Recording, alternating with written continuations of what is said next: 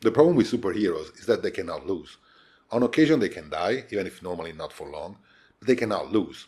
Like, we know that Thanos is not going to kill half of the universe for good. We know that Bane is not going to destroy Gotham City. So the question normally in a superhero story is not so much will Superman defeat Lex Luthor, but how is he going to defeat Lex Luthor? Which is a good enough question. Like, a movie can still be enjoyable, a story can still be enjoyable, even if we know how it's going to end, The Lord of the Rings. We kind of know that, yeah, Frodo is going to be able to destroy the ring, but we still want to see how. But if you can give your superhero something to lose, then the story can become more interesting, more engaging for the audience. Case in point, The Dark Knight. I think that to this day, The Dark Knight is the most clever, most sophisticated superhero movie ever made. And I use that word movie intentionally, because if we're talking about superheroes in general, in every medium, Watchmen by Alan Moore wins hand down. That's nothing beating how smart and sophisticated Watchmen is. Oh, we're gonna talk about that some other time. Back to The Dark Knight, what the Nolans did in that movie, which is so incredibly clever, was not going after Batman in the form of Christian Bale, that physical incarnation of Batman, but going after the concept of Batman. What they suggest through the movie, through the structure of the movie, is that the Joker could have a shot at destroying the idea of Batman. And that is very clever, because it's not so much something that the main character risks losing. We risk losing that. If the Joker is successful in his quest to destroy Batman, it destroys the character for us. And I think that is such a meta move that really elevates the movie past everything else that has been made in the genre. And I 100% believe that the inspiration for this was in large part exactly Alan Moore. The starting point of the movie is this idea that there's a contradiction at the center of the main character, Batman, because Batman is also Bruce Wayne. And Batman and Bruce Wayne wants different things. Bruce Wayne wants to live a normal life which is represented in the context of the story by Rachel. Rachel knows that Bruce Wayne is Batman, and she told him, I'm never going to be with you unless you stop being Batman. The problem is that Bruce Wayne cannot stop being Batman because Batman wants justice. He's consumed by a strong desire for justice. Justice that in the movie is represented by Harvey Dent, a district attorney who could turn things around in Gotham and give Batman a chance to go back to his normal life. Problem being that Harvey Dent is also dating Rachel. Batman's desire for justice is keeping him from being with Rachel, is stealing Rachel from him.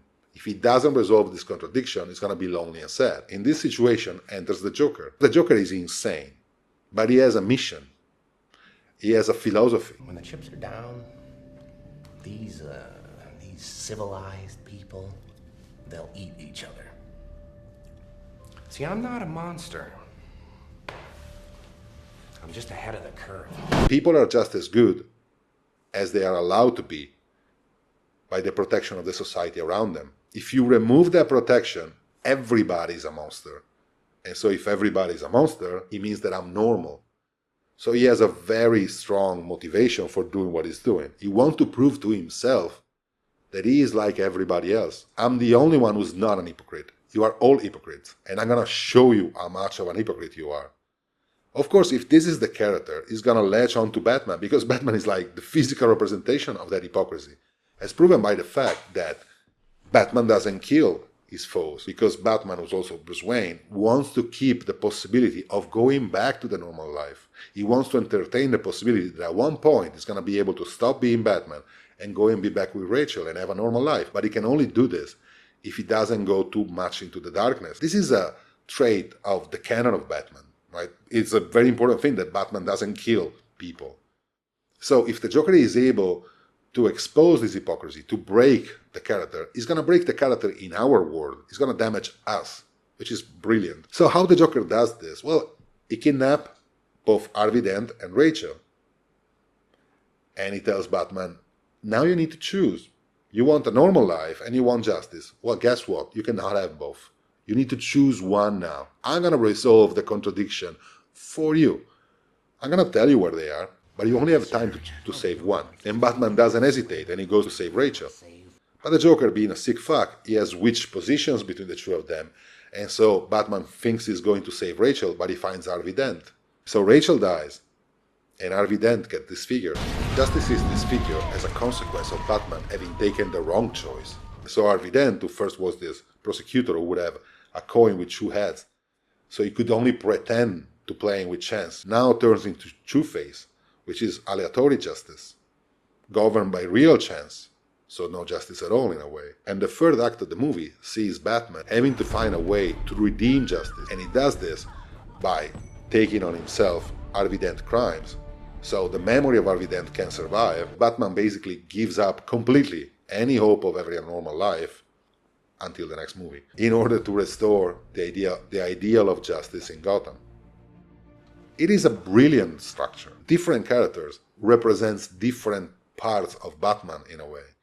This is why I was citing Watchmen, because if you look at what Alan Moore did in Watchmen, he did exactly this. He took the idea of the superhero and said, well, what are the elements of the superhero? What is a vigilante? Is a representation of authority? Is a god?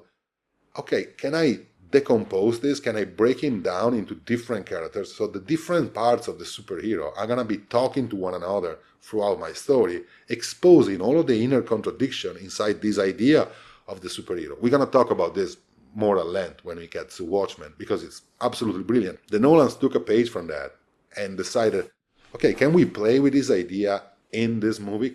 I don't know if they did this explicitly, if that was one of their inspirations, but it seems pretty obvious that it was. Because once again, they are playing in the same way. They're saying, okay, we break down the character. We look at the characteristic of the character as is defined in the canon, and we transform every characteristic of this character in other characters, which are really functions. Harvey Dent, Rachel, even the Joker, they're just functions.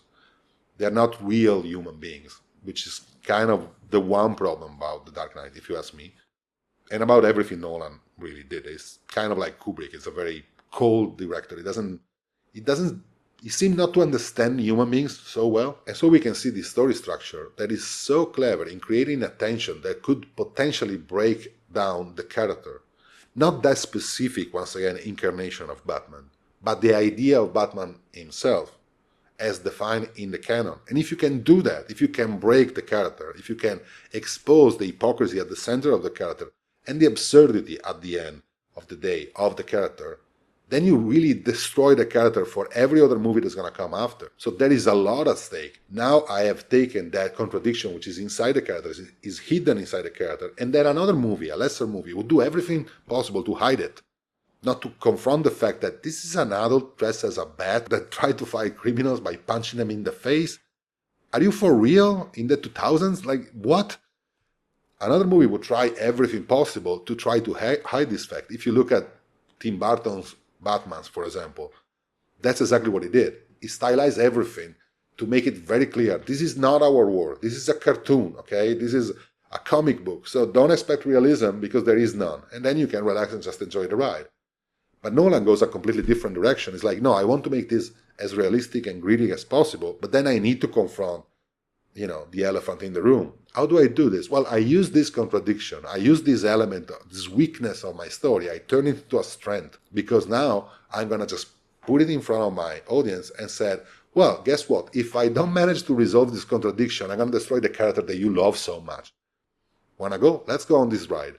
And then we can feel that the tension is higher because there is something really at stake in this case. Will the character of Batman survive this immense amount of stress, of structural stress that is put on him by the Joker? If we don't understand this basic mechanism, we don't understand, for example, why the Joker is such a powerful character. For sure, Heath Ledger is great in the role.